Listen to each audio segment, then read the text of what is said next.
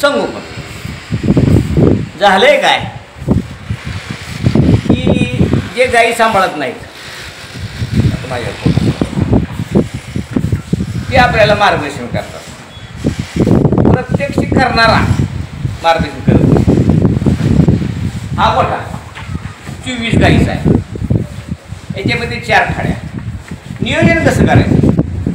24 गायीमध्ये 4 खाड्या. खाड्या म्हणजे आठवलेल्या 20 दुधाच्या. दर महिन्याला 4 आटल्या पाहिजे आणि 4 नवीन दुधाचे पडल्या पाहिजे. 2 महिन्याला 2 महिन्यातून 4 2 महिन्यातून 4 असं याचं रोटेशन फिरलं पाहिजे. ते खरं संगोपन आहे. ते खरं नियोजन आहे. याच्यामध्ये आता हे बघा ह्या 2 पहिला रो आहे.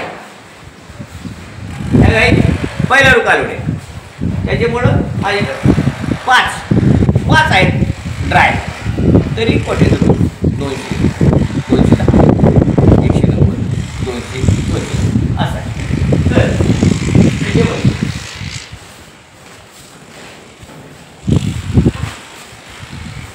आटल्यानंतर गाय अशा झाल्या पाहिजे तयार. काशीला झाल्या पाहिजे चांगल्या. आणि त्याचं पशुखाद्य 1.5 किलो. पण वैरण भरपूर. आपल्याला नियोजन कसं करायचं? 20 गाई दुधाच्या 4 गाई आटलेल्या. 20 गाई दुधाच्या 4 गाई आटलेल्या. मग 4 आटलेल्या पुन्हा ह्या वेल्या पुन्हा ह्या आटलेल्या त्या वेल्या पुन्हा त्या आटलेल्या असं 4 4 4 4 हे खरं नियोजन न करता सांगणारे भरपूर आहे. पण प्रत्यक्ष समोर मांडणी करणे गरजेचं आहे. आणि अतिशय अवघड गोष्ट आहे. हे सोपं नाही. बोलणं सोपं आहे, सांगणं सोपं आहे, करताना फाटते. तर हे जी कृती आहे ही व्यवस्थित आहे. वेल्यानंतरची काळजी, फॉस्फरसची डिफिशियन्सी ओळखणं, वेल्यानंतरची पिशवी साफ करणं, त्याचं इन्व्हॉलान देणं 10 दिवस, नंतर लेक्झिन देणं, पिशवीची पूर्ण काळजी घेणं, पिशवी पूर्ण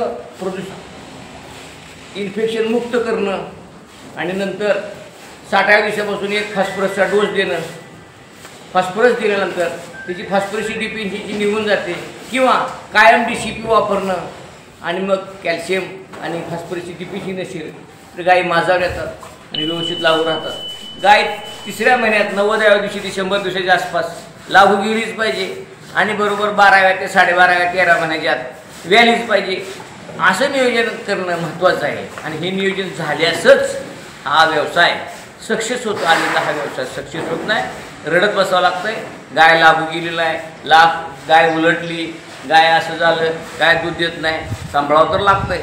फक्त हेल्दी गाय सांभाळा, व्यवस्थित गाय सांभाळा, त्याच्यामध्ये कुठली डिफिशियन्सी नसावी आणि मग त्या गाईचं दूध पुढच्या त्याला चांगलं मिळतं आहे.